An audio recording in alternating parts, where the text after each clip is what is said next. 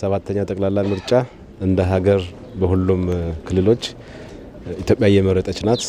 የዲሞክራሲ ስርዓት ግንባታ በተለይ እውነተኛ ዲሞክራሲ ለማነጽ መላ ኢትዮጵያውያን ክልል ጀምሮ ወጥተው ሰልፍ ተሰልፈው ድምጻቸውን እየሰጡ ያሉበት ሁኔታ በግልንም ደግሞ እንደ አንድ መራጭ በዚህ ጣቢያ ላይ ተሰልፈ ከህዝቡ ጋር ድምጽ ለመስጠት በመሰለፈ የተሰማኝ ደስታ ከምንም በላይ የምንመኘውን በተለይ ዲሞክራሲ እውነተኛ ዲሞክራሲ ስልጣን በካርድ እንደሆነ ኢትዮጵያውያን የስልጣንን በካርድ እንደሆነ ያለምንም ግርግር፣ ግጭት፣ ደም መፋሰስ ስልጣን መያዝ እንደሚቻል የሚመራውን መንግስት ወይም ፓርቲ የትኛው ነው ለኔ የሚበጀው ለትኛው ነው ለኔ የሚሻለው የሚለውን አመዛዝኖ ድምጽ ለመስጠት የሚወጣበት ይሄ በታሪክ እጅጉ በጣም አስተማሪ የሆነ ዲሞክራሲ ስርዓት ነው ያየን ያለ ነው።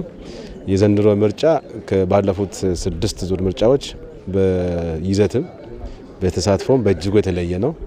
ከሰላም አኳያም እጅግ በጣም ሰላማዊ በሆነ መንገድ እስካሁን ለመላው ህዝባችን ወጥቶ በነቂስ ድምጽ ለመስጠት በቅስቀሳ ጊዜም በእጅጉ ሰላማዊ ዲሞክራሲያዊ የሆነ ሂደት ነው ያየ ነው። በጣም በርካታ ታዛቢዎች ተገኝተዋል።